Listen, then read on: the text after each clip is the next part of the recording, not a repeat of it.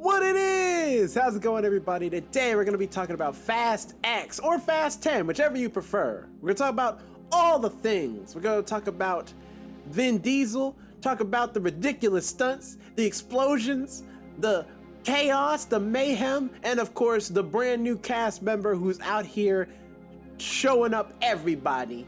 Talk about all the things. So if you want to hear what we have to say, sit back, relax, grab a snack, grab a beverage, and listen on in to the first ones to die.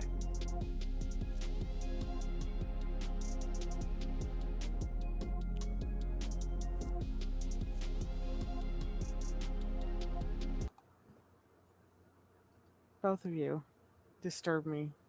Hey everyone, welcome to the First Ones to Die yes, podcast. I won. I looked down at my screen because I could hear you, I could hear your lips part when we were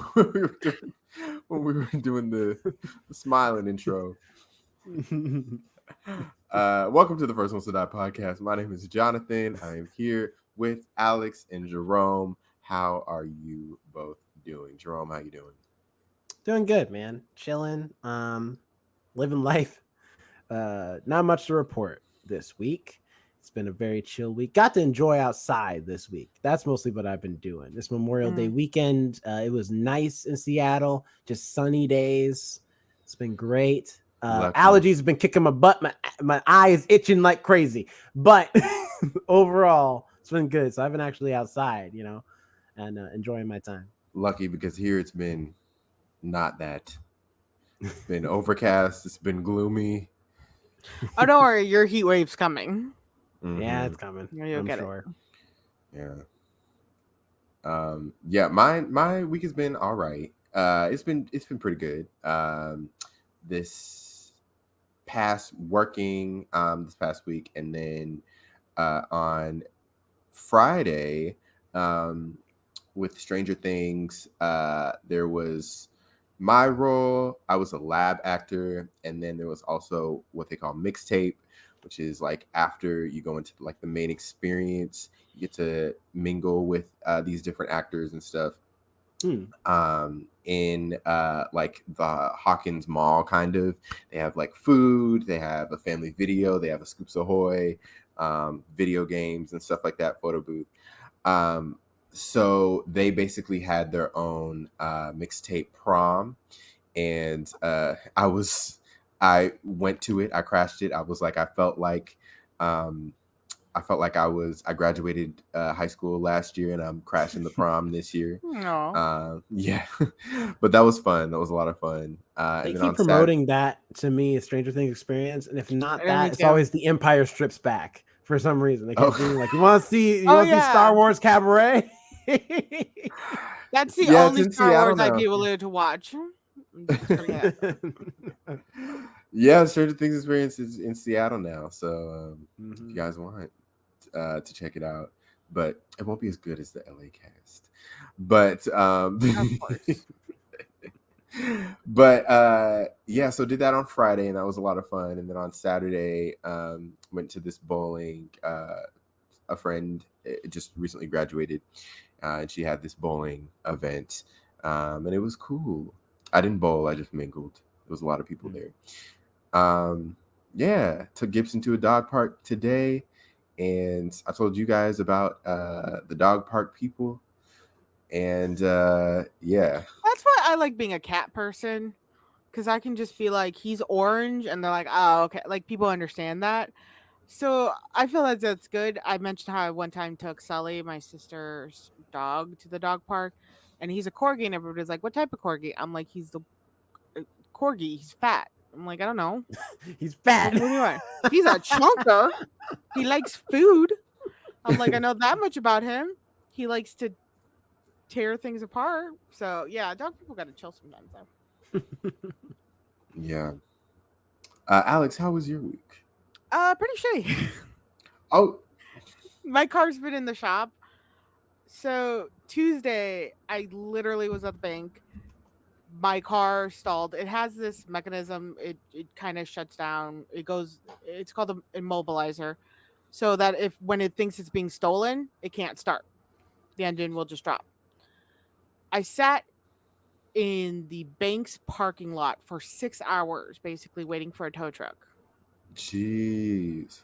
And I got it Damn. towed to a place very close to my house. It was very nice. I was so happy. 2 days later, they're like, "Yeah, we can't do anything about it. You need to take it to the dealership. It's just, too personalized." So I'm like, "Fine." Took it to the dealership. Like they towed it there on Thursday, and they were gonna look at it Friday. They were supposed to look at it Friday in the morning. Called them Friday afternoon because I was busy at work. I was like, "Oh yeah, what's going on with my car?" They're like, "Your car never got checked in. We don't have your car." And I was Oh, like, that's annoying. I got Yeah. so panicky for a second, and the woman, I guess, heard it, and she's like, "No, no, no, don't worry, don't panic, we'll find it." I'm like, I wanted to be like, "Fuck yeah, you're gonna find it." Right. They brought it to you The directly. tow truck. I have a photo of them leaving the car in your parking lot. They try to say like, "Oh, we only have record that it was towed in today, like a couple hours ago." I'm like, I have a photo from Thursday at 4:10 that they towed my truck. But okay, just fix my car. So now I'm just and because it's now a long weekend, I have to wait till like Tuesday or Wednesday to hear anything about my car. So I haven't been able to go anywhere, or I've had to walk everywhere, and I have to take the bus again to work, which sucks. I forgot how much I hated the bus. Like, it is great, and I'm happy to have that transportation, but at the same time, people will be standing too close to me, and like I don't like that in general. So it has nothing to do with like COVID or germs or anything. I just don't like when people are near me. Like, don't touch me. So it's been more dealing with that of like, don't touch me. Dang. Hopefully they can fix it up soon and you'll have your car back. That's annoying. My problem is I just know they're going to find other stuff wrong with the car because it is an That's old always car. Yeah, Yeah, so when it's like older, they'll find other things. yeah, there's going to be something. I do have a headlight out. So they do need to fix that. And I did have a flat tire that I needed to replace. So I already am aware of like two things that are going to be added to the list, but like there's more. There's going to be more. Well, at least those are more external and less internal. That's true. Because the internal stuff is stuff That's that what gets like you. yeah. Well, yeah. Hopefully they can fix it. I feel you on the bus stuff. Anytime I don't have my car, like it's been in the shop or something in LA. I always Uber because I'm like, I'm not even gonna try to figure out this bus situation. And I hear that the buses never come on time here and everything. So Yeah, well, I bus I one wanna go time back in to the LA and it was bus. terrible. It yeah. sucks. You're just like, it's the waiting, and then I think I put pictures on the podcast Instagram when I meant to put it on mine. But the bus stop I was at like, by the way, I start like work at 7 in the morning, so I have to catch the bus now at 6. It takes like an hour instead of the 15 minutes. There was like somebody left a full bottle of ketchup and seasoning at the bus stop. Just like they were just there. And it makes me wonder, did a grocery bag break? Did somebody steal these? Somebody just Were they fresh? Were they like new? They were fresh. The ketchup bottle looked full. The seasoning still had their wrappings on it. So these were like new items somebody just abandoned. Reminds me of a time where in South Carolina there was a time where a bus stop someone had ripped the bench out and replaced it with a leather couch. I remember me and my dad were both confused, like, what the hell is what did they just like? We were like, I'm sick and tired of being uncomfy at this goddamn bus stop. I mean, if you write it enough, you're like, and put the couch there, personalizing it. Yeah, they're personalizing it now. It's just how perfectly placed it was. It was literally the exact same spot where the bench should be. Measurements then, but they took measurements. They're like, I feel like it can fit. I was like, I would not sit on that black leather couch for all the money in the world. Who knows what that couch has been through? Well, have you seen the that TikTok of the girl who found the $8,000 couch in New York and she cleaned it up and all the comments were like, I don't care, you could burn that couch. I still ain't sitting on it. Like soak it in bleach. Like I'm not doing it. I'm still not taking it home. When it comes to fabric, that's the only thing I tend not to want to thrift. Like I'll thrift like a table or something, or something that you can like put bleach on, almost basically. Yeah, something that bed bugs aren't hiding in. Yeah, right. And even clothes, I can like really soak in like hot water and like proper soap and stuff. but like a chair, which I definitely need a new chair. You can't clean that way. You can't Something clean that that you're way, and gonna it can't. lounge on, you know. Mhm. Yeah, can't trust it. Yeah. Well, speaking of cars and people's cars that don't have problems, no matter what hell you put them through. I thought you were going to talk about, speaking of riding, let's ride. Fast X. Which somebody blew my mind. There, I was like, this is so stupid. All these naming conventions. They're like, yeah, or no, I was watching pitch meetings when they were like, by Ryan George, and he's like, yeah, we're gonna call it Fast 10, as in fasten your seatbelts. And I was like, oh my god, I really hope that is not why No, they called it Fast 10. no, Because that's gonna be some bullshit if it really is. That's why they called it Fast 10. Fasten. Get it? I don't. The problem is I don't believe that they would do that because that's so ridiculous. But at the same time, these movies are so fucking ridiculous that I do believe that they would be like, "Hey, let's put a pun in there. It's just gonna be fun." Be like, "Your movies are ridiculous enough, sir. You don't need that." But yes, Fast X. We watched it. Yeah. Now we're gonna tell you about it, or what our thoughts on it. Fast 10 or Fast X, depending on what you want to call it. There's not even a log line on. Well, on IMDb it says Dom Toretto and his family are targeted by the vengeful son of drug kingpin Hernan Reyes. Remember him from Fast 5? Well, it stars, and brace yourselves because there's a lot of people. Vin Diesel, Michelle Rodriguez, Tyrese, Ludacris, John Cena, Natalie Emanuel, Jordana Brewster, Sung Kang, Scott Eastwood, Daniela Melchior, Alan Richardson, Helen Mirren, Brie Larson, Marita Moreno, Jason Statham, Jason Momoa, and Charlize Theron. Just to name a few. We got some other people in there too. If you have been in, or an actor or an actress who has been in or even touched or mentioned Fast and Furious franchise, they were in this movie. Basically. Even Paul Walker's in this damn movie, and he's dead. You know what? I was talking to my mom about that because I was about to watch Fast X, and I'm like, yeah, I'm about to watch it. She's like, there's another one. I'm like, yeah, I try not to watch. I had to explain how I try not to watch the previews. And she's like, I thought it would end after the guy died. I'm like, they didn't kill him in the series. She's like, what do you mean? I'm like, they keep mentioning him, that he's just off with his family, and then they'll put in like old clips or something, or just in some way insinuate he's still alive and he's still around. She's like, that is so stupid. My mom, my 60-year-old mother, acknowledges how stupid that is. I think I was talking with you guys about like how that fact cheapens Fast 7. Because Fast 7 ends with Brian on this perfect send-off where Brian pulls up to Vin Diesel and they drive together, and then they drive separate ways. And I was like, where? Like, and if he's still alive, then I'm like, then where did he go at the end of that movie? He just abandon his family at the beach? Just leave them by themselves? Just drive off? Pretty much. But yeah, so if you haven't watched any of our reviews before of movie reviews of movies that are current, unlike our retro reviews, we will do a non-spoiler section where we just give our general thoughts, describing what we thought about the movie, give you a general feel of how we're feeling. And then after that, we're going to go into a full non-stop spoilers of ahoy, like spoiler section where we give a full detailed deep dive into the movie. So we will give you a fair warning when that happens. So if you don't want to get spoiled by Fast 10, don't go nowhere just yet. We're just going to do the non-spoiler section, and then we will let you know when the spoilers come. And then you're going to pause this review because, of course, you want to come back to see our beautiful faces. So you're just going to pause this review real quick, watch the movie, and then come back and get the rest of this podcast goodness. We're going to start with Jonathan. What did you think about Fast 10? All right. So I am coming into this movie having not seen Fast 8 or Fast 9. Last one I saw was Fast 7. I also saw Hobbs and Shaw. Okay, Yeah, that's interesting. HBO Max or something. You should have done a marathon.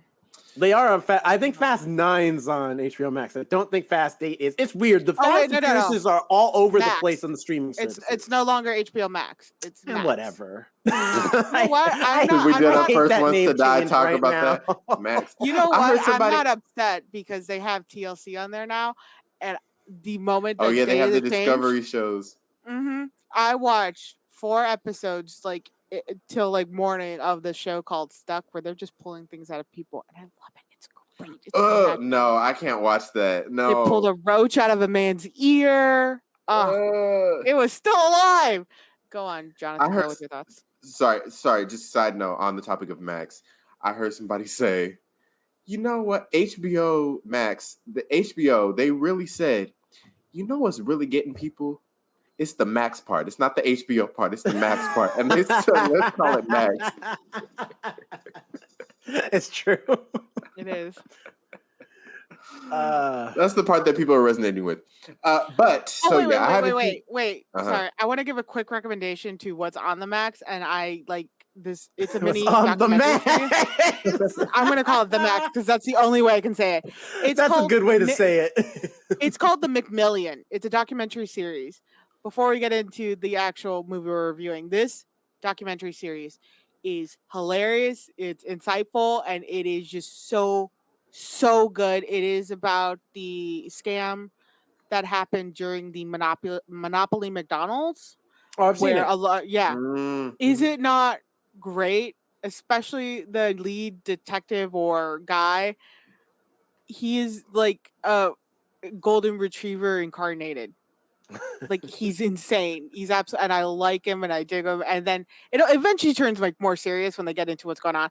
But like it is such a well done documentary. I have to recommend it to everybody. But sorry, Jonathan, what's your general thoughts? Yes, I'm just interested because Fast 8 and Fast 9, so many characters are introduced in both those movies that are in this movie, and so many things happen in that movie that apply to this movie. Yeah, so. I felt like I still got the gist of what was happening, and 75% of the movie is stuff blowing up and cars chasing each other anyways. So I felt like I wasn't missing too crucial of stuff. That being said, I had a fun time. I watched this. Shout out to AMC Burbank 16. They have those like Prime theaters where it's kind of like a Dolby theater, but I think it's only for like members of the AMC A-list. And they're really nice, and they feel like you're watching it in the Dolby theater. And it was fun getting to watch it in that theater because, one, there weren't too many people in there, and two, because there was a lot of like action and stuff. I liked the places that they went to. I liked seeing, them destroy Rome essentially, and all and all the other different places that they went to in the movie. The fact that every other minute it's like, oh hey, this is them introducing a new character. Hey. Like a Power Rangers opening. Right. That is horrifyingly accurate, yeah. So I was kind of getting tired of that. He's the only one that got a different opening, but everybody else. Even still, that was still a side profile they started with. It's true. So the fact that they were doing that every other minute was kind of like, okay, we get it. Like, just bring them all out at the same time at this point. Also, I feel like this movie should have been called Fast X Part 1 because we got essentially no resolution. It's going to be a trilogy. I'm so annoyed. No. Vin Diesel wants it to be a trilogy. That's not confirmed. That's his desire. Like, that's not confirmed. It's still confirmed that it's supposed to be 2 movies. That's the plan. That the finale is supposed to be 2 movies. Which I didn't know that going in. I thought we were going to get a beginning, middle, and end, and we didn't get that. No, that's why the tagline for this movie has consistently been "The end of the road begins," and I'm like, begins? Let this just be the end of the road, please. What's the man said? We've come, although we've come. To the end of End the of road. the road. I don't have the voice for that. So yeah, But even the that lyrics was in Boyz that. II Men, they say, "But I can't let go." So that's them. That's them That being was like, their "But I can't inspiration. let it go." Pretty much. Also Vin Diesel. I know he's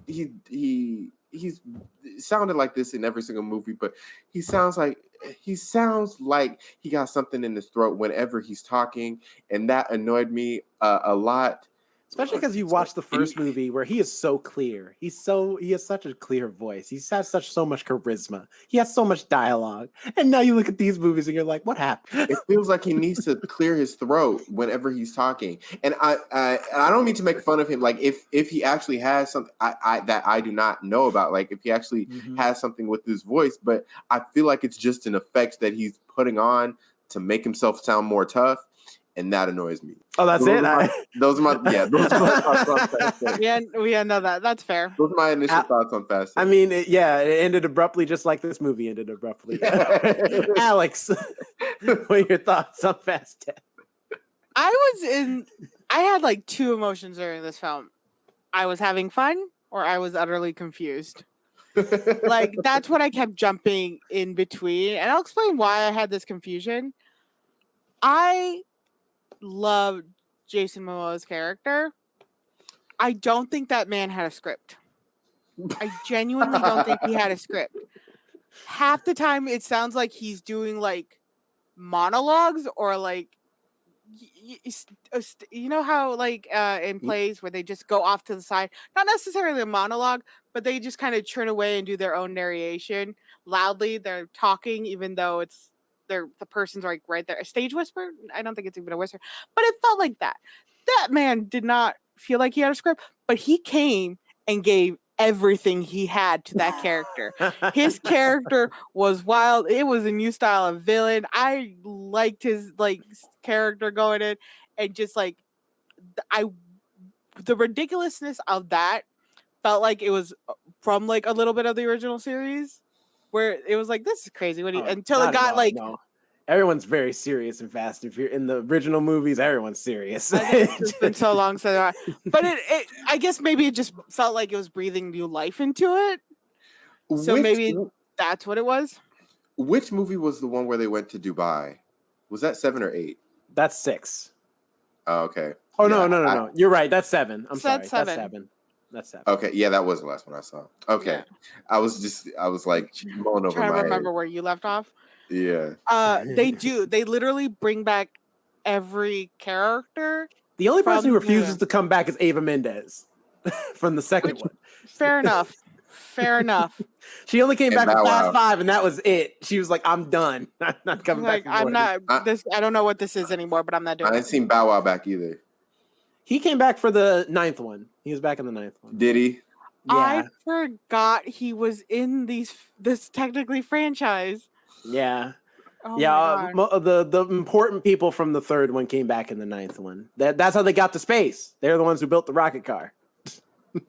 Because that's the important part you missed. I remember. No. I remember. I know. It just every time I hear that they went to space, that's my reaction. But don't worry, they duct taped the car closed so I love that they can keep oxygen in. Double Toasted asked the question that I didn't think about, where they're like, no, we saw how they got up there. How'd they get back? Because I was like, that's a good question, because even today, most rocket ships, they don't land back down, they crash back down. That's true. How the hell did they get back to Earth from orbit? And often they like shed parts too. Like they have like a maximum range where they're like, okay, when you're coming in, you're definitely going to just burn up certain equipment parts. So like you have to have a mile radius. But my general thoughts was like enjoyment, confusion, and then like me just wanting things to like end. So It was but I still had fun watching this movie. It was still like the rest of the franchise, ridiculous, but fun to watch. Honestly, except for Vin Diesel's parts. His parts weren't very fun. I agree. He had no dialogue in this film really. He spoke like one word. He's like, "Let's ride," and that was like it. Most of the time. Let's ride. Most of the time, that's what he said. Let's ride. Family. Yeah, Family. I have to find my family. Like, what are you, Batman? Family. But that's pretty much it. What about you, Jerome? This movie, for a large part of it was cruising for an F. Just so much of it, just because like I can forgive the ridiculousness of the stunts or whatever. I've accepted that that's where we're at now. You know what I mean? We're no longer stealing DVD/VCR players. All right. At this point, we're out here blowing up cars, dropping them in parachutes, and they always have cars available. Like, and just regular cars, not just like military vehicles. No, just regular muscle car. That's all I need. They're superpowers at this point. These people are the Avengers. They are not Always going have to gas. die, and they always have gas. Explosions do not affect the vehicle when they are in it. Like, you know what I mean? Like, it don't matter what's going on. They are going to be A-okay 100% of the time. I've accepted that. What I can't accept is a bad script. And this movie has the worst one. Things just happen in this movie. Things just, scenes just happen and then they forget about them and then they're never brought up again. Characters enter in and out of this movie like they're out here just trying to cash in lotto tickets real quick at the gas station. They ain't gonna be staying very long. They just gonna be here real quick and then they leaving. Like that. That's how it feels in this movie. And the only reason this movie is not getting an F from me today is because of one man. And that man is Buff Aqua Sea Jesus. Because when Jason Momoa is on the screen, the movie changes to be the greatest thing I've ever seen in my life. This man has single-handedly made this franchise fun again. It's like when The Rock came in, people were like, this has changed the game of these movies. And then he just became just as ridiculous as everybody else. So it was like, you know what? We're moving on. And now, once again, they've done it again with Jason Momoa. This man has changed these movies. But he's his own style of ridiculousness. That's what it is. Very much so. He's the Joker. He is the Joker. The whole movie. The Rock his became part of it. Yeah. His flamboyance was awesome. So great in the movie. Yes. To See see a man that big. He was. Yeah, how expressive he is, his dress, the way he carries himself, how he does his hair throughout the movie. Mm-hmm. When he had that like ponytail, that was like for me when he had the buns. I was thinking that I'm like the little buns. I love that. Like he is the only one who understands what these movies are. He's like these are cartoons. We're cartoon characters, right? That's what I'm gonna be. This whole movie. Is a cartoon character. Him and John Cena. They're the only two. But the only problem with John Cena is John Cena was supposed to be this super serious character in the last movie. This movie, he's just John Cena. They're like, drop that. Forget all that. Character development. Who needs that? He's just going to be a new character now. But Jason Momoa is fantastic in this movie. He is the one saving grace for me of this entire film that I was just like, man. And also, he's a villain who's the most effective out of all of them they've had so far. He's the only one who thinks like any villain in this movie should think. Think about the most impossible thing these people can do and plan for that. And Jason Momoa does it the entire movie. I think, I'll go when we get into spoilers about that. Because I actually had a thought about that. Well, let's get into. But it's So those are my general thoughts. I think everything else is very mediocre to bad. But Jason Momoa, he's the best part of this movie, easily the best part of this movie. Well, let's get into spoilers. This is when we dive into all of the ins and outs of the movie. So does anyone have any pressing spoiler thoughts? I was going to ask. I have a question for you, Jonathan. How'd you feel about Han being in this movie? So I don't remember Han from Fast 7. Was he in Fast? No, because he's supposed to be dead. That's right. He came Yes? back in the last But movie. he Yes. faked. Oh, that's Fast right. 9 is when he came back, and they were like, little did you know that he didn't die in that explosion that he clearly could not have escaped from. Mr. Nobody helped him get out, even though they never show you him leave the car. They just tell you that he got out. And then he's been alive this entire time. Well, that's what's going to happen because at the end of the movie, that's what's going to happen because at the end of the movie, the gang is flying on this plane. The gang minus Dominic and somebody else, I think. Michelle Rodriguez character. Yeah, they're flying on this plane, and it clearly crashes into the mountains. Somehow they're going to survive that because there's no way they're going to kill all the cast off in one movie. Well, the fact that Gal Gadot, who definitely we just saw, that's the thing. You never saw the body, so therefore they never died. Because they keep doing this. Michelle Rodriguez died in number 4, but she came back in 6. Gal Gadot died in 6, and now she's back in this one. Han died in 3, and then I guess again in 7. Came back in 9, and John Cena dies in this one. He's like, "Yep, I'm gonna sacrifice myself." I'm like, "He's all right." Right. When that crash happened, I was like, "Oh, he definitely jumped out some way, somehow. He like did a Yeah, he's roll. fine. We didn't see it from that angle, blah blah blah." Exactly. So I was like, "He's definitely alive." Exactly. Nobody ever dies in this franchise.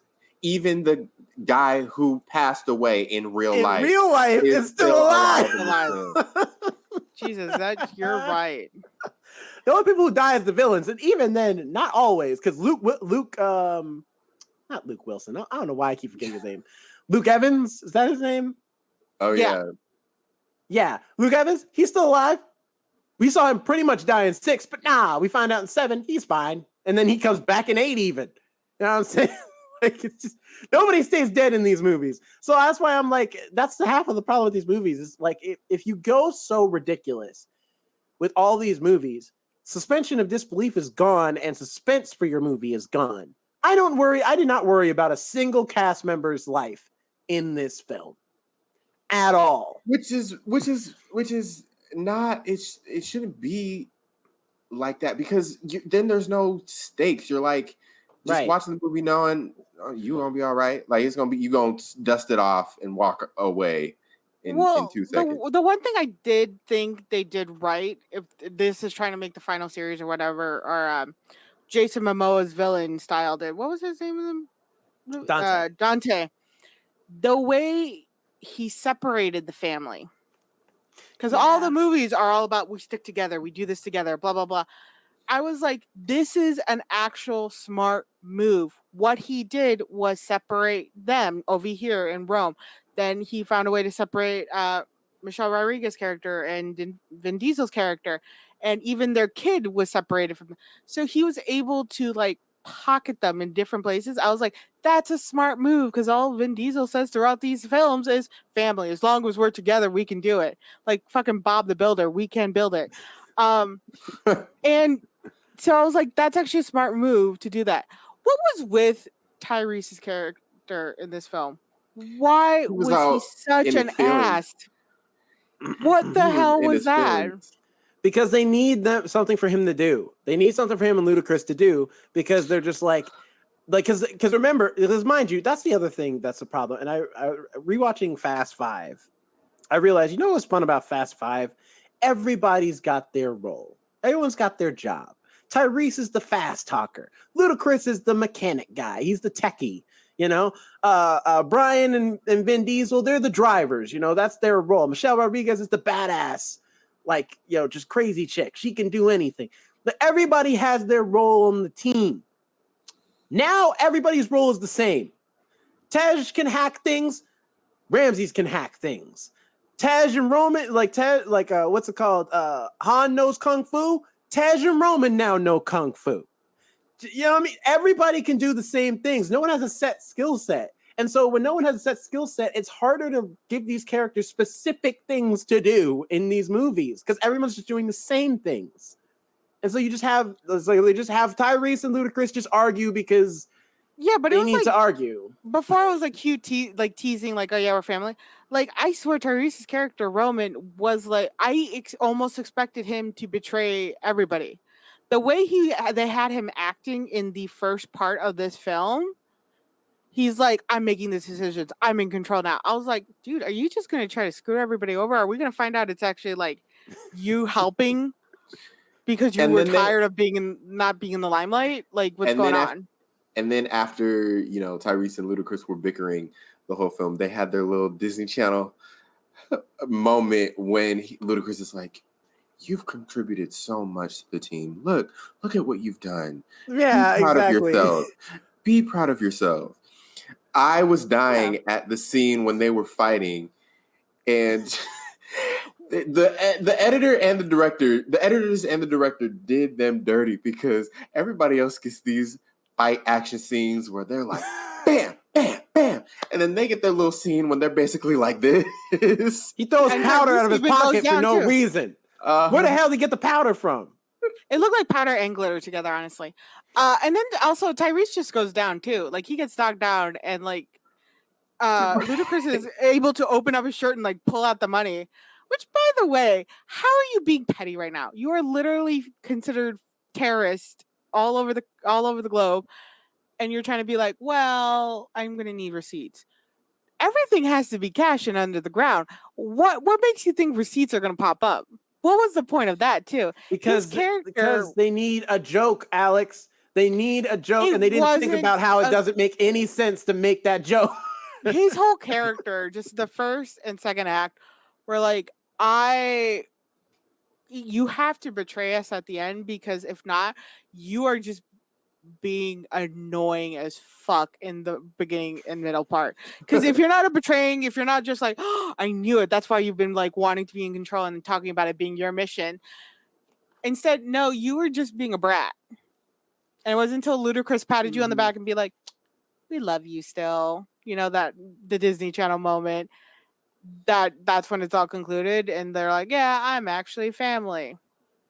That's why I think these movies, the thing about these movies that I think is hurting them is that they keep trying to have, ever since and I get it. They learned all the wrong lessons from Fast 5, and that's why they're doing what they're doing now. Because in Fast 5 is the first movie when they get everybody together from all the different movies, from like 4 and 2 and 3 and all that stuff. But the problem is that movie worked because it was the first time they're doing it, and there's a reason everybody's there. Ever since then, they keep just starting the movies with all of them having to come together to be the team. But it's like, you don't have to do that every movie. This movie would have worked if it was just like Vin Diesel, Michelle Rodriguez, and I don't know, maybe like they go on a mission. And then as the movie goes on, we get to see the other characters jump in here and there. But having them all at the same time in the beginning, it's very clear you don't know what to do with certain characters because you don't have anything for them to do just yet. But the characters here just because you need them to be here, but they don't actually have to be in the scene right now. And so it's like it's hurting the movie. There's also no individual growth of their characters because they're all still so tightly wound in this group. Yeah, and they it's don't get like their own chance to shine. Yeah. It makes it so you're just like, okay. It kind of feels like, have you ever heard that joke about how when the Kardashians go out to eat, it's all of them? It's the grandmother, it's the kids, it's like everybody, it's a whole big family. You can't just go, it's all of them. That's what it feels like sometimes with these films. We all can't just go out to dinner like with my significant other or like going out alone. I have to bring somebody all the time with me. And even with that mission, they don't get to have like their own mission. It's still something they have to do together. It has to be them. And it's like, take a break from each other. Good Lord. You don't need to spend all that time together. Well, especially because also they don't know how to make scenes into character moments too. Because it's like Han and Jason Statham have that scene together, which also he eats that pop muffin or whatever. He has that one freak out, never comes up again. It's like, why then did that happen? If you weren't going to use it for anything, well, I thought it was going to come up when he was talking to Jason Statham. No, it's whatever. But it's like, that scene should be a really important scene because the last time Han saw Jason Statham, he killed him, or at least tried to in the continuity of everything. So that should be a really cool, important scene of those two characters having a real back and forth. And it starts that way, by them having a fight for no reason, because nothing Han says implies that he's going to try and kill Jason Statham's character of Shaw, but Deckard Shaw is just like, but the script says we have to fight, so we have to fight. So they start fighting. I mean, if you see the guy who tried to kill you, there's an instinct there to kill him. But he's supposed to be a trained like special ops agent turned like mercenary. You would think he'd have better instincts than just to immediately attack this person. He would wait to see what it is. I don't know. You know, for all he knows, he could be strapped down with 2,000 pounds of C4 ready to blow himself up if Shaw even puts his hands on him, is what I'm saying. You know? That's a lot of parts of where I'm like, I spent half this movie enjoying it and half this movie confused. Because why did they go to him again originally?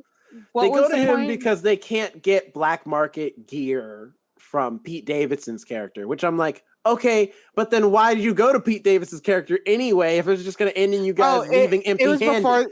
It was before they knew they had the bounty on their heads.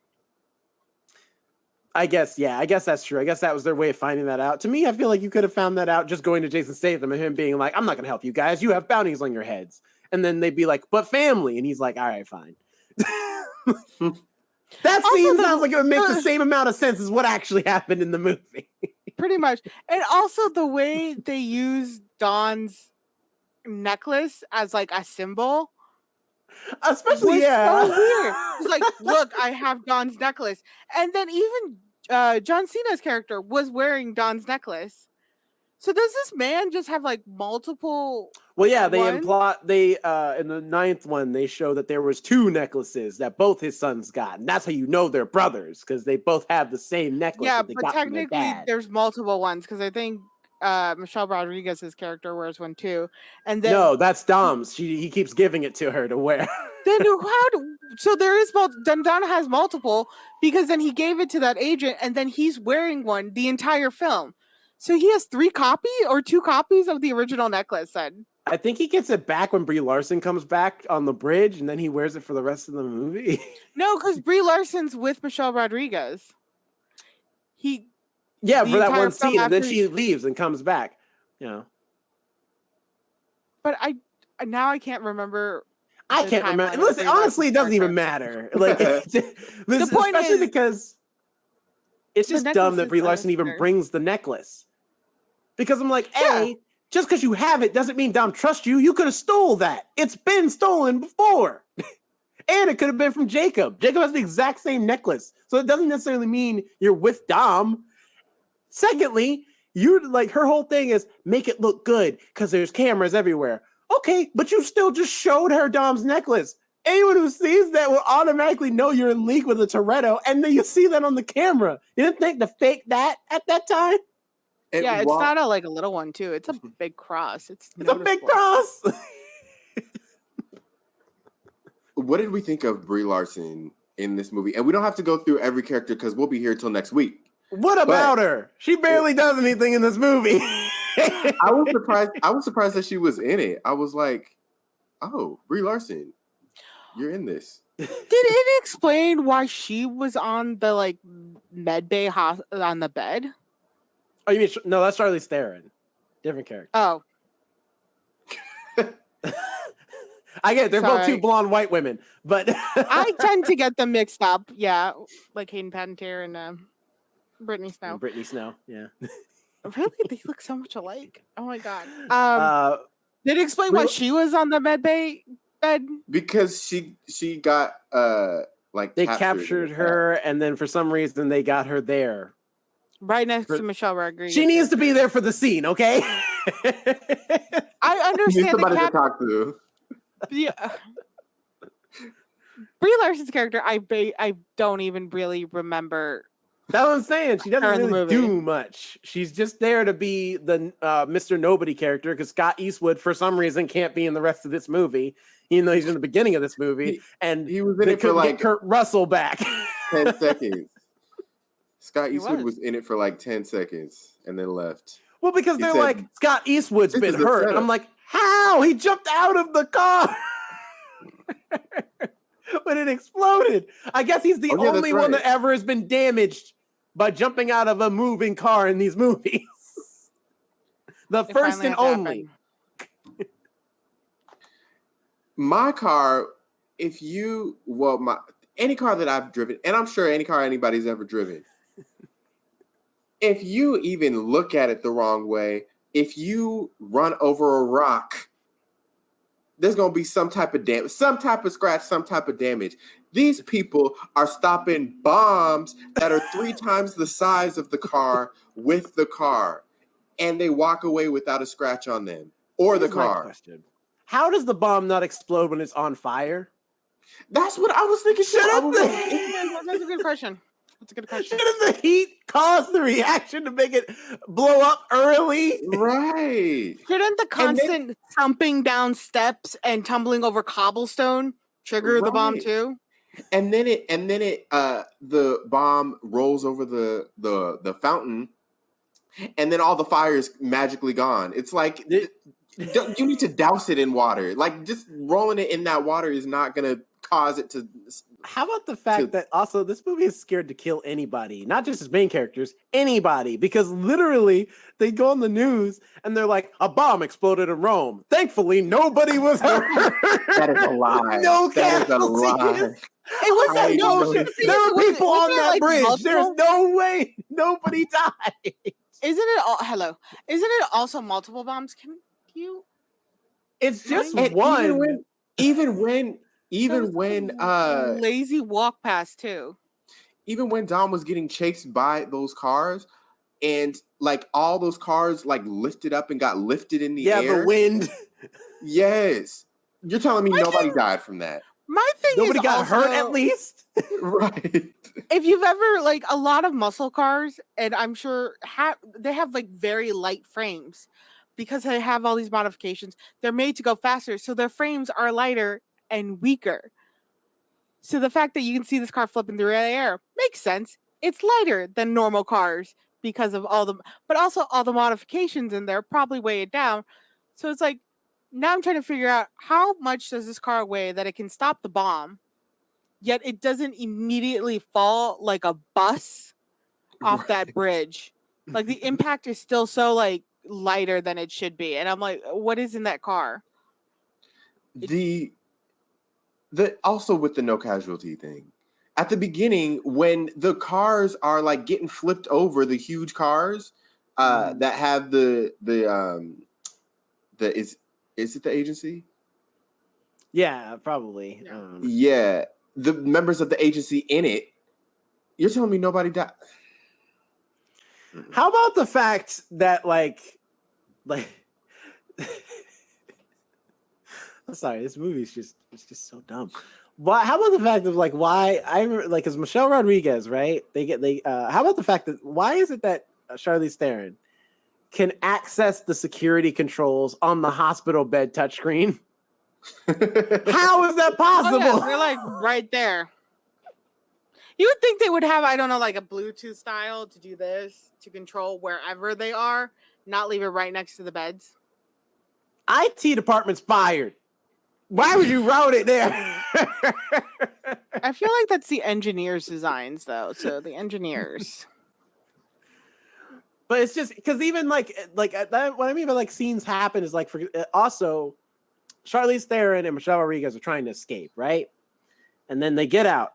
Then and Charlize Theron's like, Michelle Rodriguez is like, how long until like they find out we're free? She's like, 4 minutes. She's like, okay, whatever. I guess that's enough time. And they start fighting, and I'm like, why would you beat up the one person who knows how to get out of here? You don't even know where you're at.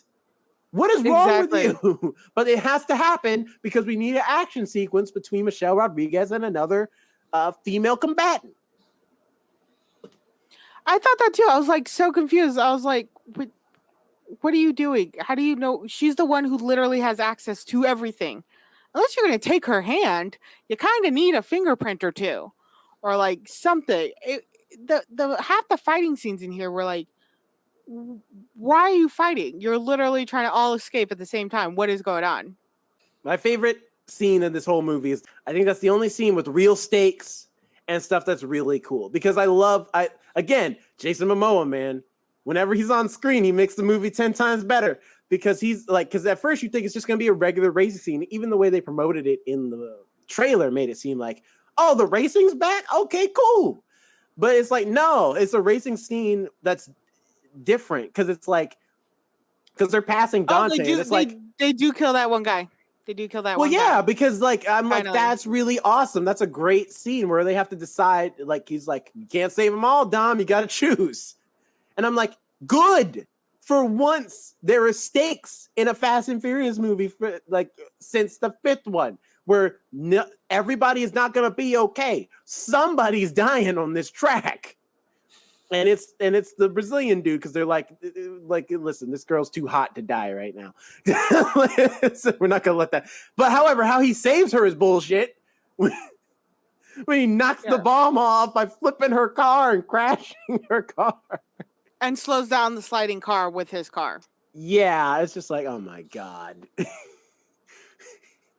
Although there's multiple stuff like that where he like saves people. Because like when Michelle Rodriguez is riding alongside Scott Eastwood's military vehicle with bulletproof glass with a motorcycle helmet on, and he can still hear it clear as day. There's a bomb under the truck. There's no way he can hear that. There's no way, unless he has a headset, there's no way he heard what she just said just now. He's supposed to die. Actually, I think they do have headsets. I think I remember them communicating with each other. They have little radios they carry. Oh, I feel like Scott Eastwood don't got one. He don't have a radio.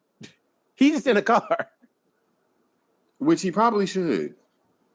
He probably should, yeah. But he's not family. He's part of the agency. That's a different family. That's why he got hurt. Oh, then the agency betrayed them. Can we talk about some of the cameos in this movie? Of course, we have at the end, towards the end of the movie, Gal Gadot. She comes. Well, I consider that a cameo. She's back in the game. She's gonna be a man. She's just a return. Technically, it was kind of a cameo for this movie. She just didn't even give her just dialogue. Pops up and does this. She just does this. She doesn't even say a word. She just comes in. How much do you think she got paid for this? Just to do that? As much as she got paid for Shazam 2. Oh, was she in that too? Yeah. Okay, spoiler. But I heard she's done some cameos in like she's gonna be the new Ryan Reynolds. It's just or wait, who else does cameos? What's his Channing name? Tatum. Yep. I love Channing Tatum's like pop-ins in films. I honestly think they're better than Ryan Reynolds now because Ryan Reynolds is just like Ryan Reynolds. Hey, except Ryan for Reynolds. in Bullet. Yeah, except for in Bullet Train. Bullet Train, he actually didn't make like a funny joke. He just took off his like helmet and was like, "Ha, it's me." I forgot. And that was like good. Yeah, it was so quick and glimpse, and it was like, I like that. You didn't come in and be like, "I'm Ryan Reynolds. Here's my joke," and then leave. This one was more serious and stuff. I think a lot of this movie felt like it was just cameos with how short people were on screen. Well, because they have to set up a lot of stuff. Because, like, for example, we never get a resolution to Jason Statham going to save Helen Mirren. He just leaves. And I guess we'll find out how that goes in the next movie. We didn't get a resolution to really anything besides Ludacris and Tyrese's beef. That was it. And then I guess that's true, yeah. We also see Dwayne "The Rock" Johnson coming back. I was surprised to see that was him. the mid-credit scene you missed, Alex, is that Dwayne "The Rock" Johnson's back. Even though he said he would never be back. But that was before Black Adam failed. I'm sorry. I love my Warner Brothers people. I do. I love them. I like so how you much. always have a disclaimer after you talk about how bad I have to say Black that because I don't want them to feel like I don't like them. I do like them. No, that movie doesn't deserve a disclaimer or a defense. It was bad. It was with The Rock. He has just become his own. He has forcibly made himself into who he is. He's become his own worst enemy. He's hurting his own career. Yeah, absolutely. So you wanted to play like an anti-hero villain or whatever Black Adam is technically, and then you just tried to make him into a hero. And I thought the movie had potential, but it just didn't make the money it needed to make. That's all. It wasn't good. It just wasn't good. It ended the same way every single one of his films end. him standing there all proud because he won over whatever big bad he thinks it is. That's every single film. And yeah, so that was it. He just came back. That was it. End credit or mid credits? Was there two? No, it was a mid credit scene. But it's supposed to be like Dante. It was like he walks in and Dante, there's a phone waiting for him with some like projector screens showing his family and stuff. And it's Dante being like, yeah, I took out Dominic Toretto, but I'm also coming for you, Sheriff, for killing my dad. And then he takes his mask off, all like, yeah, well, bring it on. And that's the mid-credit scene, basically. They've set up so much stuff in this movie for the next one. This movie was just a setup because it literally, by the way, so the movie for the kid has John Cena going to protect this child and taking him to the secret. I realized what I said after I said it. Taking him to that secret location to meet up with Don and everything. But like everybody's there. This is a terrible secret location. Like immediately everybody knows where this is. And it's like, I get this is your family and trust them, but like you should have a better plan for your kid. You should have a more like secure location for your kid to wait it out. Don't go to a location where you're bringing your kid and every single one of your family members that may or may not have a target on their back. Don't have that. No, child should have their own secret location for protection. Honestly, you should have just went with Jordana Brewster because you know who is safe? Brian and their family. You never find out what happened to them. Jordana Brewster literally leaves and she's just like, I have to go back to Brian and the kids. And I'm like, okay. Well, the babysitter should have stayed with the baby. Yeah. They literally all just collide there for no reason, and it's so stupid that their secret location, because like they're there, the bad guys are there beforehand to show like this isn't safe. So it's like this is like so badly planned. Then you have terrible plans. They've gotten worse because you gotten lazy with the agency. You're so used to them protecting you. You got lazy, and it shows because you all are terrible at scheming now. That was the cool. I appreciate that twist too. Again, it's tied to Jason Momoa, but it's like when Alan Richardson, who plays Ames in this movie, turns out to be a bad guy. I'm like, good. I'm glad that finally it's like he meets the one person that after like he can't just like he's like, oh man, I'm part of the family now. It's just like after one time of being like, you helped me. That's one time. So now I will be indebted to you as a loyal friend. He's just like, no, I'm evil. I've always been evil. I'm going to continue to be evil. That's it. And I'm like, good. It's about time we get one person who's just going to be corrupt the entire time.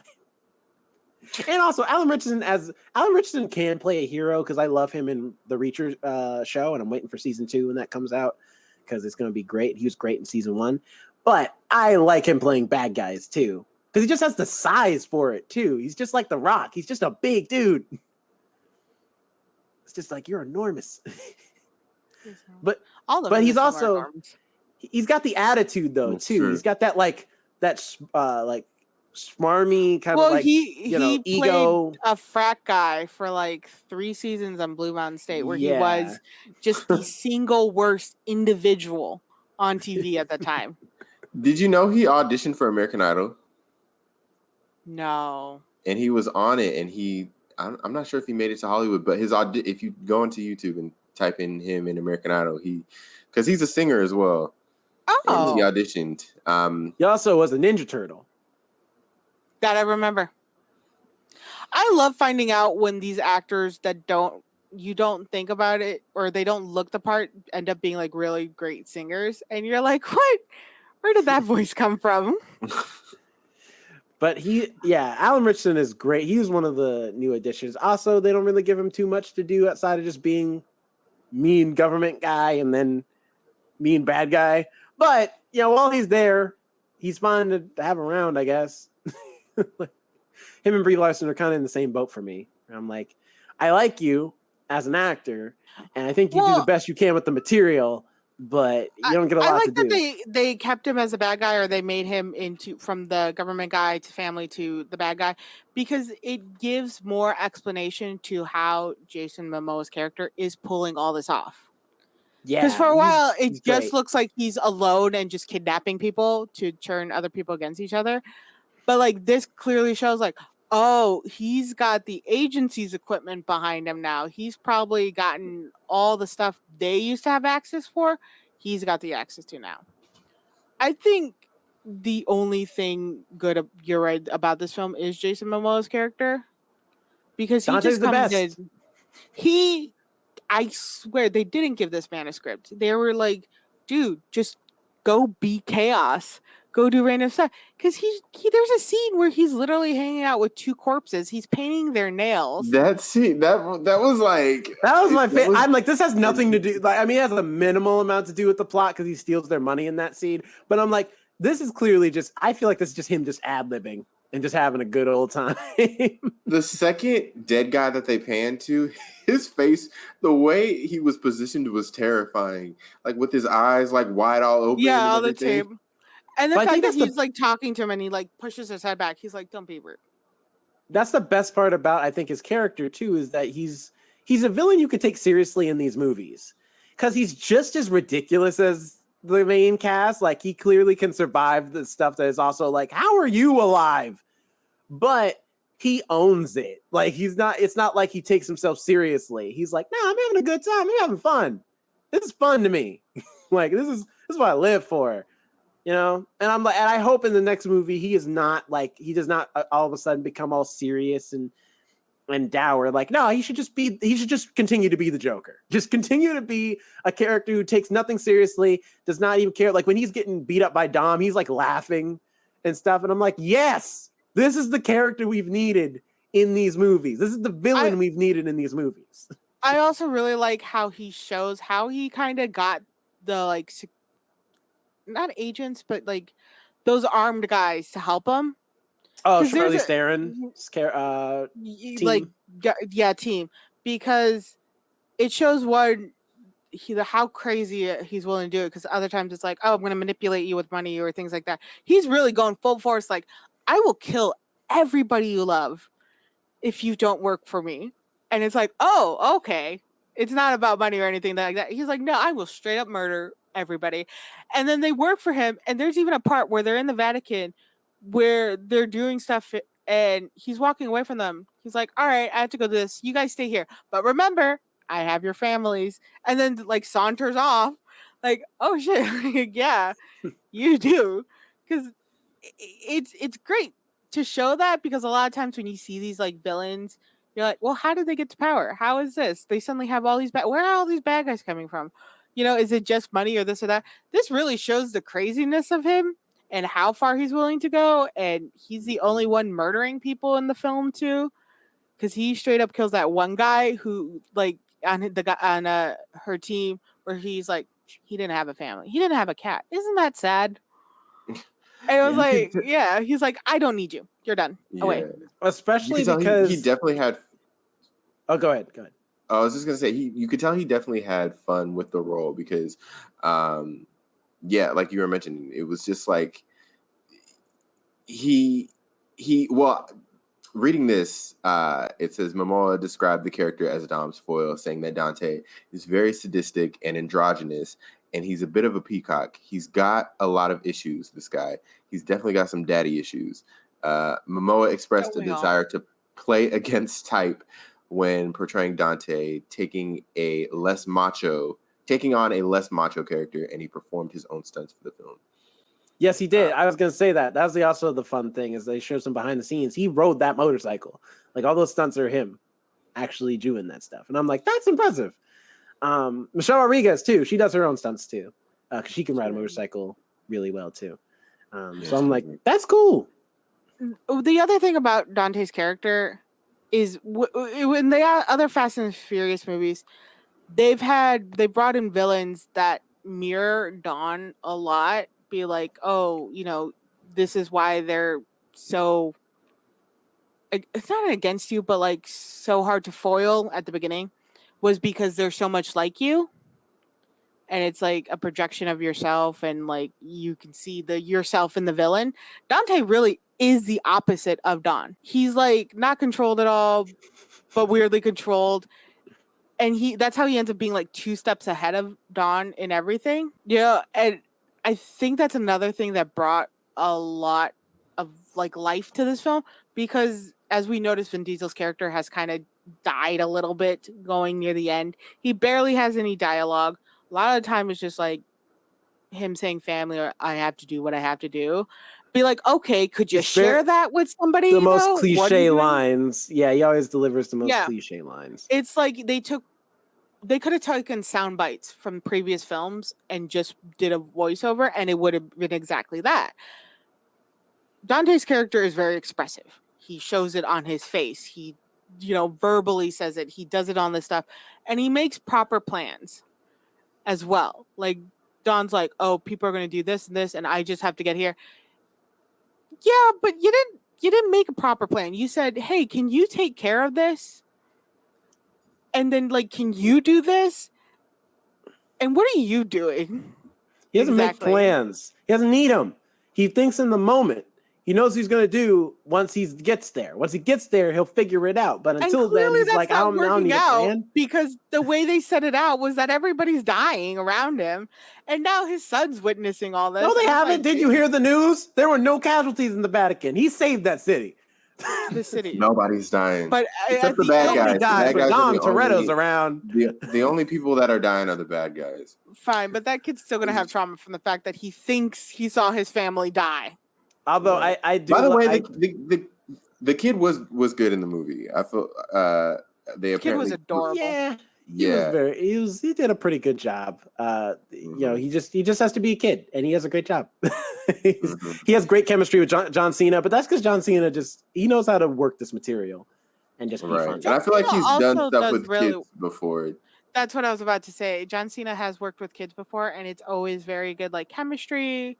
I think what they did good with the kid was they didn't like make him smart.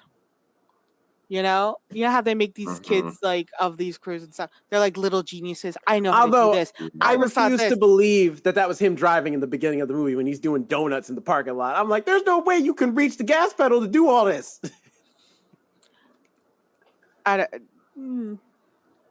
been driving a car. Yeah, that annoyed me when you see Vin Diesel get out the car and you think he's the one doing the donuts, but then you see the son and it's like, really? That's how we're gonna start this movie? Yeah, there's no way. Yeah, he's doing. Maybe they made special pedals just for him. Right.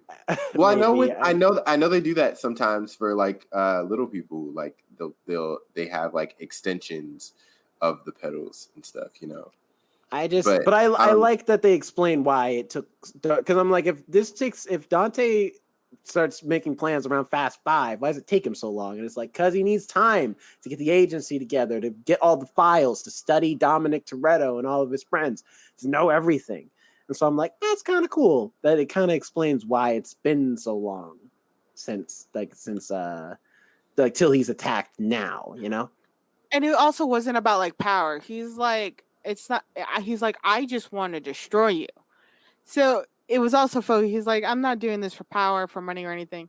He's like, I just want to, again, kill everybody you love and watch you suffer. That's it. So he's insane.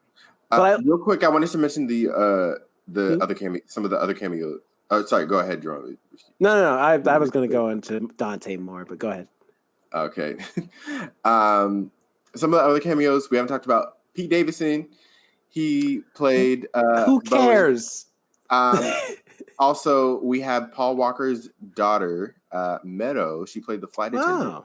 Oh, that's right. Oh, cool. Yeah, that's nice. Who helped John Cena? I feel like they could have given her a little more, considering the significance of her dad in this film. Well, I wonder if she's an actor though, because this might have been just something nice to do for her. If she's not an actor, if she is an actor, then I see what you mean. Yeah. Actually, no, she's not an actor. She's a model. Yeah, so maybe this was just like, this is a nice thing to do because we know you. You're part of the family, even though your dad's not here anymore. We still treat you as part of the family. So what, you want to be in our movie for like a small role, something really quick to do? Okay, I guess so. I just felt like the significance could have been a little bit more, because she's kind of like there for the 5 minutes they are in that plane. So I mean, it's true because that like literally there's that scene where Vin Diesel's in the garage and he's looking at Brian's picture, all the pictures of him and Brian together, and the theme starts playing. And I'm like, why are you looking at the pictures like he's dead? The character is still alive. also, In the didn't they UFC. think about the fact that they keep referencing this character as alive, that he wouldn't be a target as well? He wouldn't have a bounty on him. They him and explained his that by family? Jordana Brewster being like, I gotta go take care of Brian and the kids, and that's supposed to Oh, be your that's only right. way to I already forgot about justify that Jordana Brewster or Mia is going to, I guess, make sure they're okay. I guess. But that's right. I already Again, forgot they about should have that. just let that character die. Like, I'm sorry, like it's easy to do. Just have him go on a mission, like have the car in the mission, then the car blows up, and it's like, Brian, no! And then that's it. Brian's dead. You never have to deal with that character ever again. What were the other cameos? We also have Ludmilla, who is a Brazilian singer. She's the one that started the race. Was the race starter girl. Okay. Her former name used to be MC Beyonce, apparently. Cool. We also had Debbie Ryan and Josh Dunn, who's apparently her husband or boyfriend or something. And they She's played in this movie? them. Yes,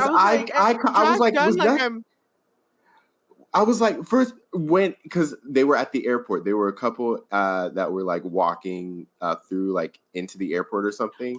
And they like, Yeah. Debbie Ryan said one line. I can't remember what it was, and I don't remember who it was to. But I was like, was that Debbie Ryan?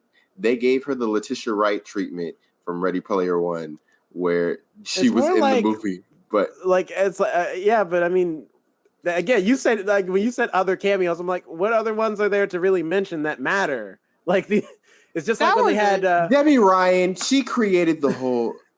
She matters, all right. No, Debbie Ryan matters. I mean, in reference to this movie. Well, that's about it. But I said cameos. Did I say? I didn't say cameos that matter in reference to the plot of the movie. I said cameos. Because well, technically, no, it does matter because John Cena talks about how they need to be caught a little bit. So he uses that, like getting caught with the couple, so that he and the kid stay still, so the camera can catch him. So technically, it is important in a very, very, very, very minimal way.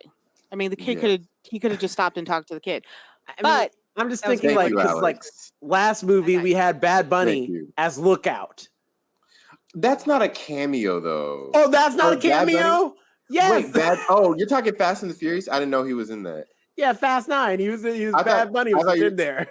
I thought you were talking about I thought you mentioned Bullet Train. No, but it's the same thing in Bullet Train. At least he got to do something in Bullet Train. No, he was not a cameo in Bullet Train. That's not a cameo.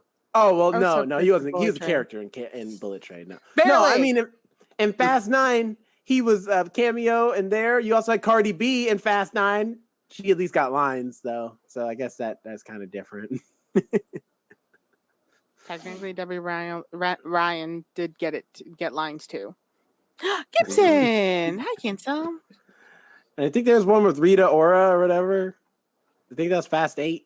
They really just like, I feel like pick random actors to be like, hey, we need a filler. Just get a normal person. Why do you need this? I want to know how much they get paid for either saying one line or saying no lines at all. Probably a nice little check. Because they got it. Pocket change. Because the budget for this movie was $340 million.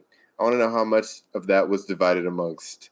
How much of that was just explosions? Because technically, they don't really go to a lot of different locations. A lot of the locations are like desert, where it's all snowy and ice. So, and where did they imply that Ludacris's character was? Oh, they're in London. They're in London? Mm-hmm. Oh, that's right. Which they only show like an alleyway. So clearly wasn't on like set design or anything like that. I love how, especially because I love that. What's her name? Ramsey's played by Natalie Emmanuel. She mentions you took us to the place with the most cameras. Yeah, and that never really comes up. They just walk through the streets of London, no problem, and get around. I remember like years ago when I did my little trip to London, they are literally everywhere.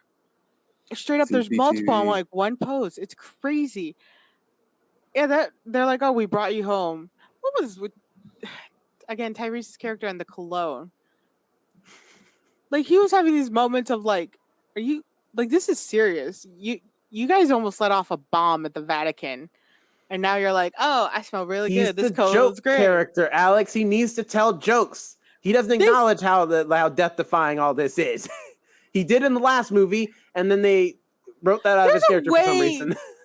A good way to handle there's a good way to handle your comedy relief character though, where you can still be like them acknowledged, but in serious moments kind of go, okay, this is it. But then they just give him a random serious moment where he's like, I'm sad. It's like, now you're having emotions. Now you're trying to do this. Like we're finally getting a little closer to, and now you want to play this game. Like you couldn't be serious like 20 minutes ago. Like that would have been more helpful. Now you're going to be acting sad. No. Also, we don't have time to be sad. We're being hunted. Especially, get a control of your emotions. The ending of this movie is ridiculous too. Now, first of all, the helicopters thing, first of all, should not have worked. Because here's why. If the helicopters are pulling back, which I guess that's the assumption, if the helicopters are pulling back, I guess hypothetically a car could use its own inertia and movement and traction to keep the helicopters down by trying to go forward. But here's my thing. Now you fix that, the helicopters just need to go forward and pick the car up.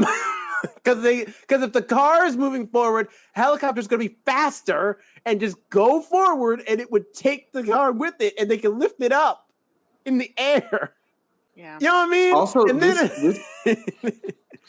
Also, this movie is the 8th most expensive movie ever made. It is, yes. Just it's not going to make its money Avatar. back. I don't think it will. It's because of the actors and just the basically. Well, it already has apparently. It's made $512 million. I guess the China market helped it out a lot then. Because it's not doing well here in the States, but it's probably doing well overseas.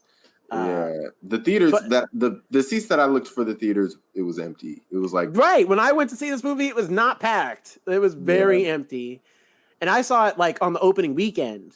So maybe everybody's watching it in 40x. Maybe. But my thing is, then you hit the ending of this movie, right? And I'm like, this man's gonna drive off this dam. And then, because he drives up there, and then I'm like, and there, it looks like the road is clear, but then the trucks come, and I was like, oh, I guess I'm wrong. But then the trucks come, and he turns it around. I'm like, oh, see, I knew it. I knew he's gonna drive down the dam, which should not work. That car should lose traction and fall. It will not work. He also got hit by a semi-truck. He was T-boned by a semi-truck. That car should have literally been in a U shape. There was no way it would have just knocked it over the dam in general. That car would have been. No, he drove off the dam. I don't honestly remember that scene because I swear there was a moment he already drove off the bridge or he got pushed off the bridge with Jason Momoa's character Dante. I swear that happened already, and then somehow he came back on the bridge or on the dam or wherever that scene really took place. I also like the way Dante just swiped the kid off the other car. For real, he just went yoink. Just quick and easy, picked him up. But that was frustrating for me too, because he picks him up and then he just keeps going the same direction they're going. I'm like, stop, turn around, go the opposite direction. Why would you go where they're going? You got the objective. Just leave. Why are you still going? Well, maybe that's how he could get out. You have he can get to the dam. Yeah. But granted, I do appreciate though that I'm like, yes, that's right. Have contingencies upon contingencies, because this man is literally damn near a god. He could do anything. Because I'm like, like don't just plan for him to make it to the dam. Then you have the trucks, and when the trucks explode, but when that fails, then you got to have another plan. And Dante was like, "I got you, my boy," because not only am I gonna have these trucks blow up, ram into each other, blow up on this dam, I'm also gonna have bombs on the dam to flood the dam. He was really like, the thing I loved most about Dante's character was like this was strictly personal. Like with a lot of the other villains, it was like I'm risking my whole empire because like now we have like an issue, all right? Or it's like I created this empire because of our issues together, but I also like to control and power and stuff like that.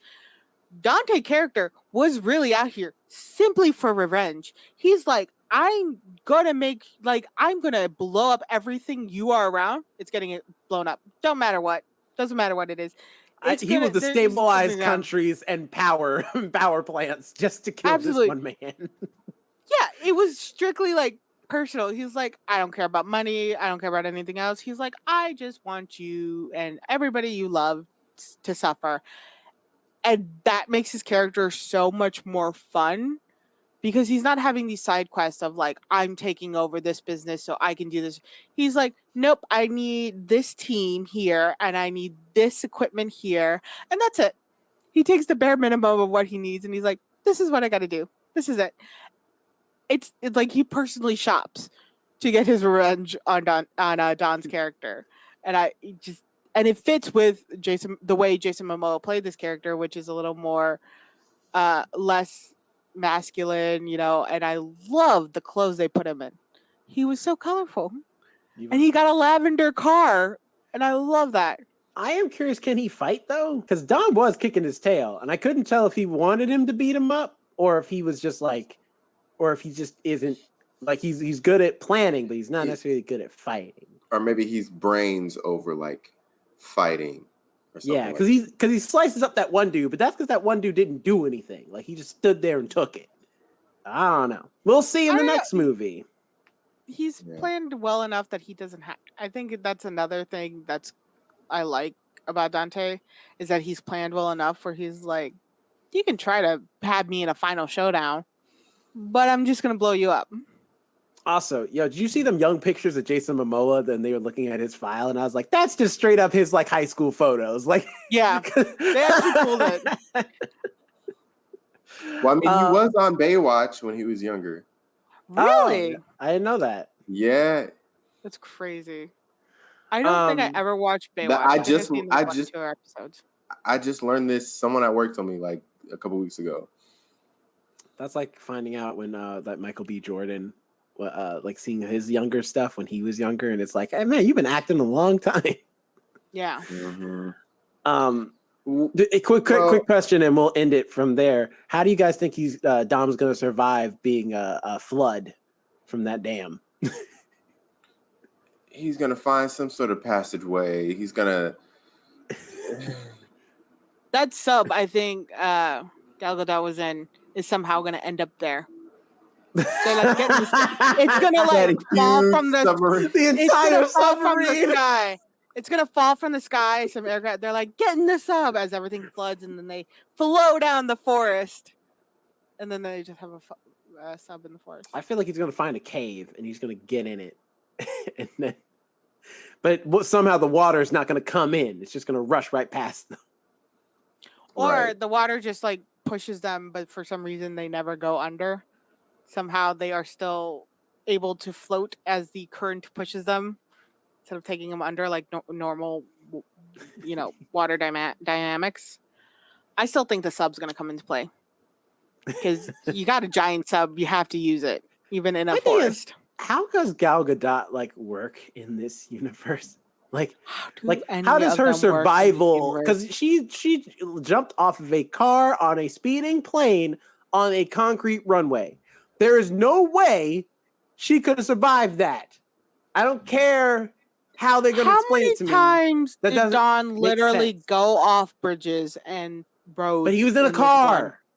He even said in this movie when he's like, Dante, you made one mistake. You didn't take my car. And I'm like, yes, Dom's indestructible cars. Of course, that's how he'll survive. But then that gets damaged too. So I'm like, all right, you don't have the car no more. There's no way you can survive the dam now. You're just gonna have to He's die. storing all these cars because I feel like he's got to store these cars. These cars must have an insane amount of mileage on them. And Their who knows upkeep where is he gets the definitely not worth cars it. from? Like when they go to different countries, he just has cars He just on has the cars. supply. Like Before where- it was the agency, now it's like, where are you getting these cars? No, the agency still Right. makes them because he gets them in the beginning from the agency, and then the one time he Right, gets but them, then- the next one he gets it from Ames pretending to be on his side. He gets him another car. Mm. So yeah, he still gets them from the agency. My thing is, why does the agency have so many muscle cars on retainer? because they got muscle Right. people. Give me who like are- a SUV or something. Right. Well, that's what they would have. Well- Most military vehicles are SUVs because they're all terrain and like more practical than a muscle car. Right. Anyway, Jerome, your final My thoughts. grade, this grade. this movie's getting a D plus. You know, I mean, Jason Momoa is good and he's great in it, but even he can't pull this movie up that high. All right, I will say he pulls it up from the F category for me. He does save it from there, but that's the most he can do because he's just but one man. The rest of the cast, the rest of the decisions in this movie, the rest of the script of this movie, and everything in between drags this movie down because nothing makes sense. Everything is just happening just to happen because they want action to happen. And I know that like you look at something like a Fast Five and you're like, well, that movie was all action too. It's like, yeah, but the action sequences made sense. Character motivations existed. People did things because there were reasons. This movie, people just do things because the script needs them to do things. Why is Jason Statham punching a dude in a punching bag? Because I don't know, it's a cool scene. That did startle me when the guy came out. I did get scared. You know what I mean? Why does Han eat the muffin? He's the snack guy. Why would he not eat the muffin? And like, but if it's a high muffin, is he going to be high from this point forward? No. I just thought it'd be a funny scene. Why does Tyrese have powder in his pockets? Because he has powder in his pockets. You know what I mean? That's this movie. Things just happen. And Actually, like- really quick with that scene with Tyrese and the powder. It's only after Ludacris gets off of him, and he does it in the opposite direction. He's like, you know what? Bam! And they're like, what is that, magician style? What is going on? They're even confused in the movie by why this man has glittery powder in his pocket. This movie's cast is too big. They have too many characters and not enough for any of them to do.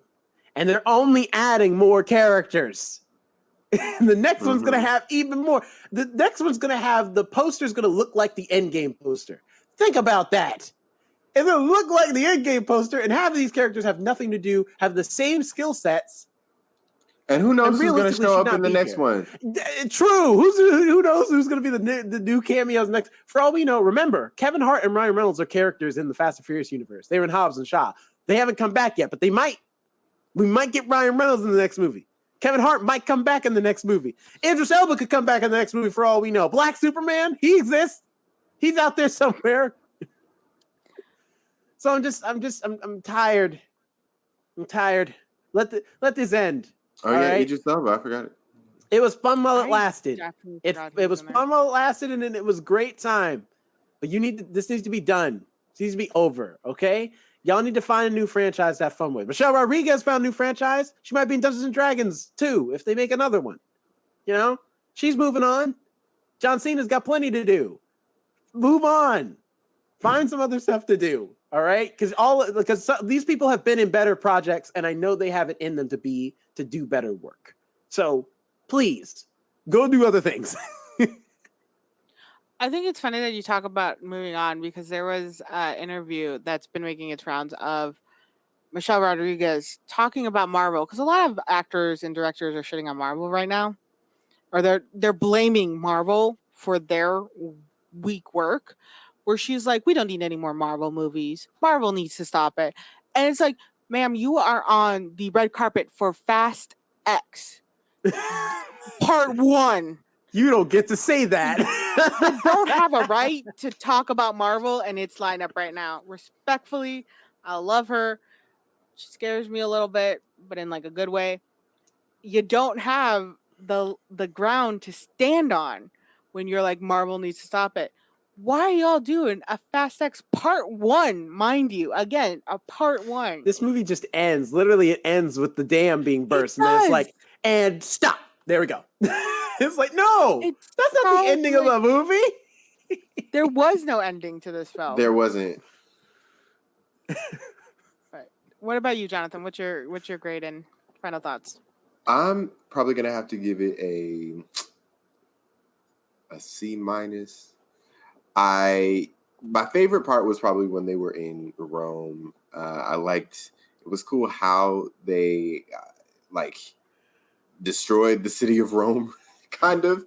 I'll give them this: the the practical effects in that part is the best part of that. When they do the CG stuff, I check out, but when it's the practical stuff, like it is in that section, it's top notch. I was thinking, do you have a personal vendetta against Rome or something, Jonathan? No. I love Rome. I would love to visit. I literally would love to visit Rome, but like they like just when I'm like, They say the city is this is what dreams are made of, is in that city. That's true. Hey, that being said, I still love that scene in the movie. As unbelievable as it was, and yeah, I mentioned Vin Diesel's voice that kind of got on my nerves.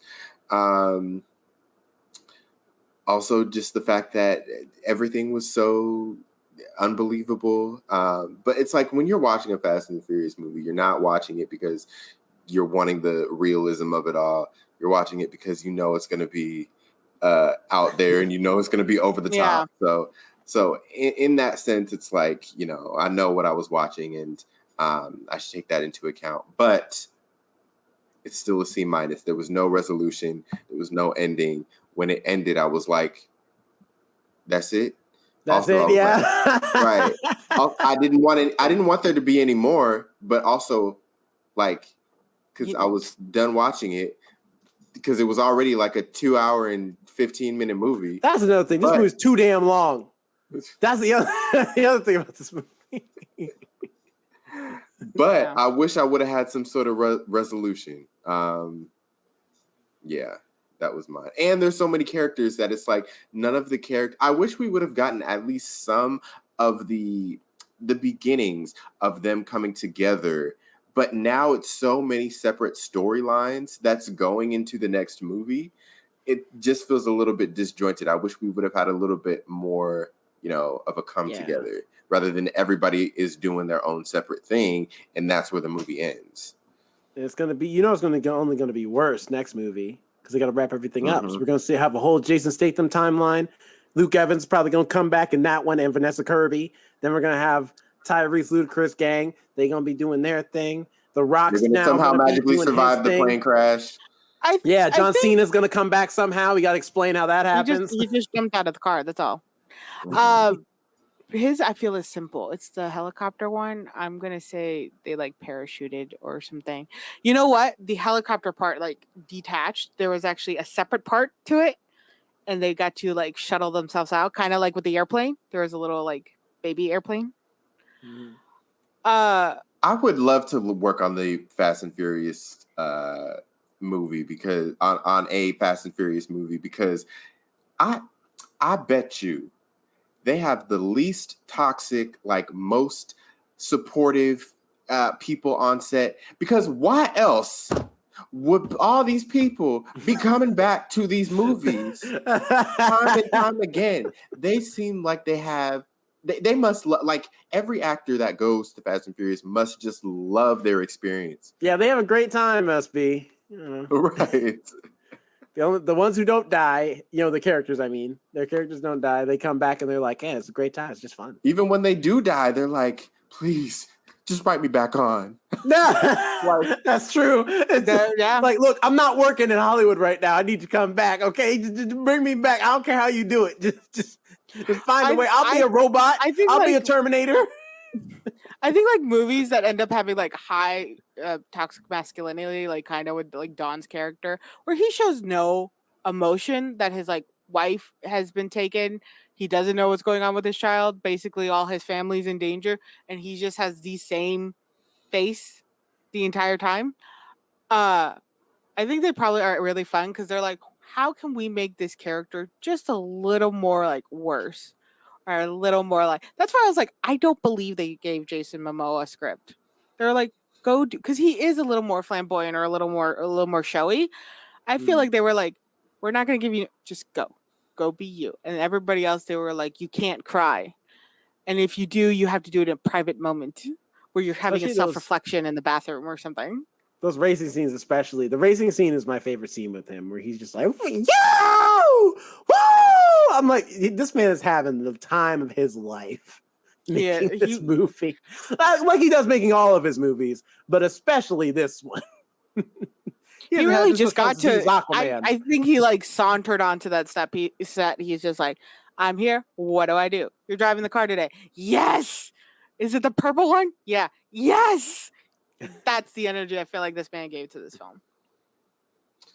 And Alex, what would be your rating? I was already going into that. I actually have like two ratings. So this movie was definitely like a C.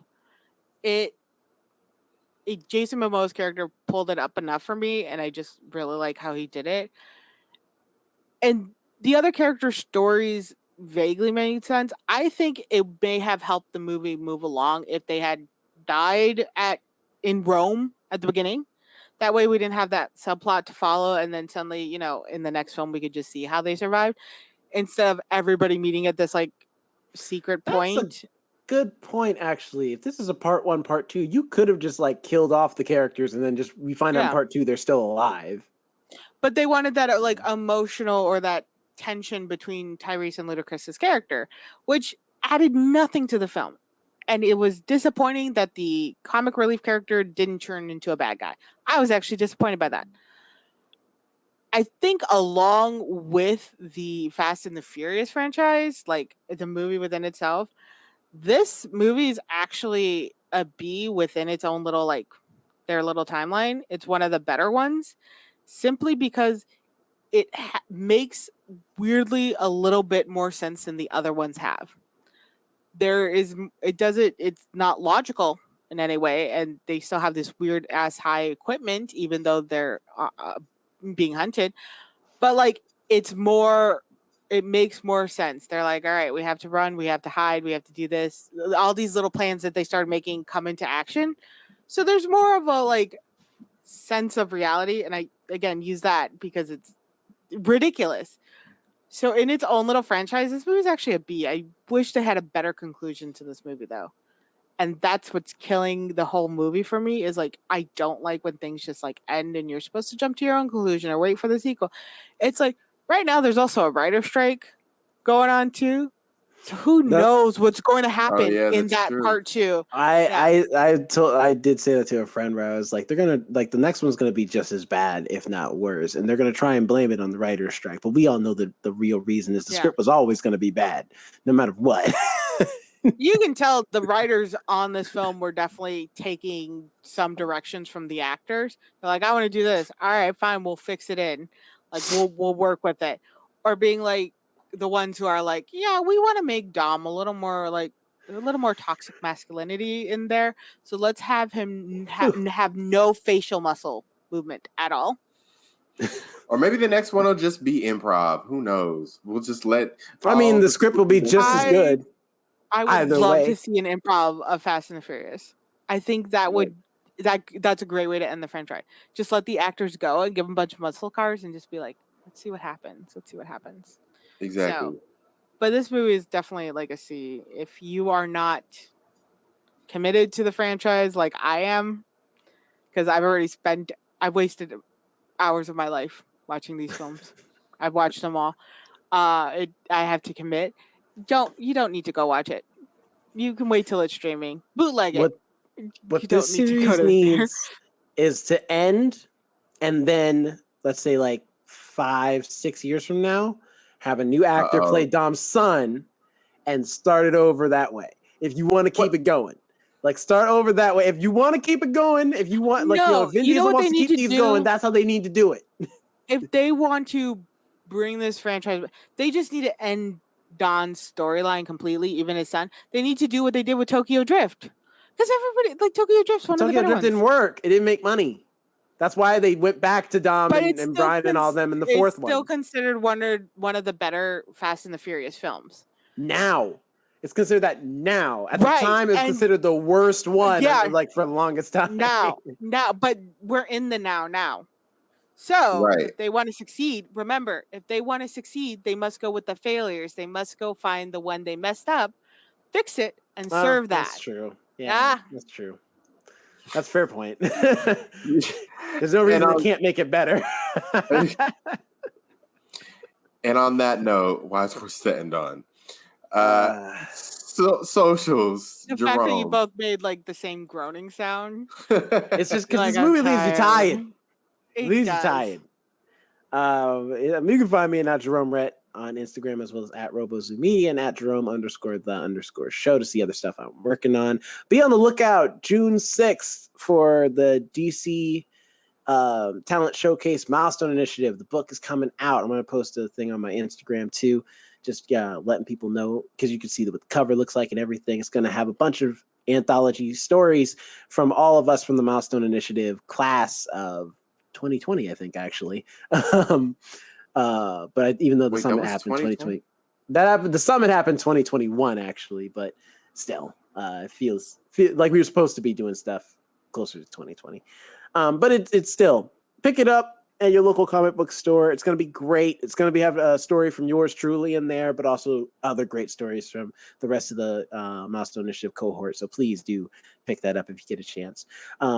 That's more a personal thing, but also for the podcast, check out the YouTube channel as well. We got all types of extra content that you can't get on any of the audio streaming platforms. Stuff like mini reviews, book reviews, gaming content, vlogs, all types of other things, and video versions of all of the podcast episodes. So if you want to see our lovely faces, going over there, check that out. So once again, and if you do go to the YouTube channel, subscribe, like, favorite, share, all those things, so that people can know what's going on, and they can also get some of this podcast goodness. Share it with your friends, share it with your family, share it with the bulb above. I don't know. Everybody.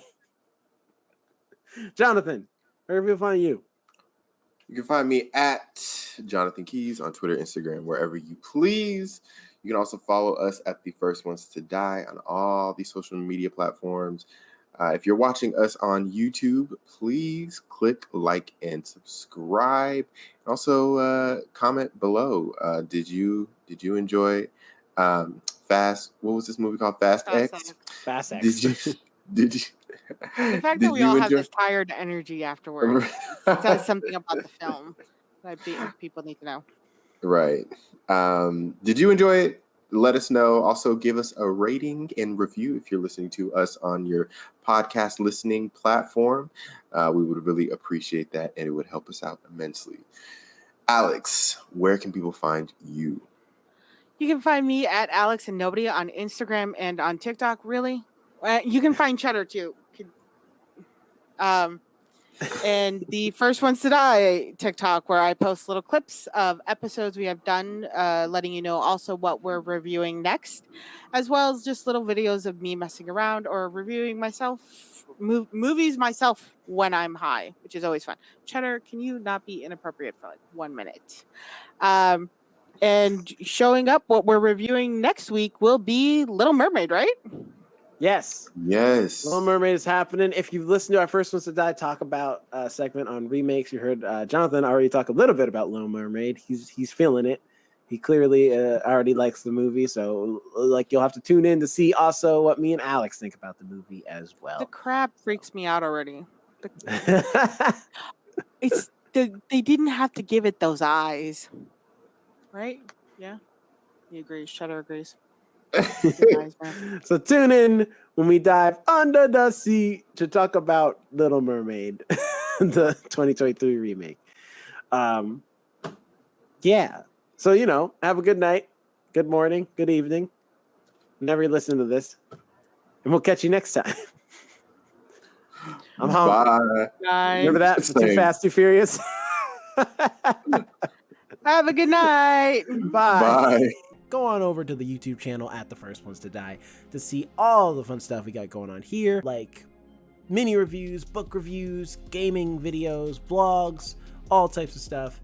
Please follow us at The First Ones to Die everywhere. Go ahead and give us a like and subscribe.